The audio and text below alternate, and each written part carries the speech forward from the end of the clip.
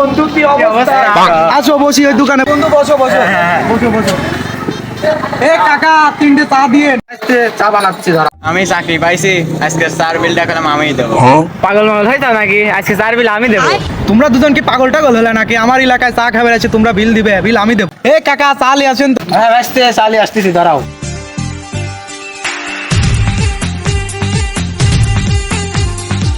বন্ধু চা তো চলে আস, এখন যার চা বেশি স্বাদ হবে বিলটা কিন্তু সে দিবি, ঠিক আছে?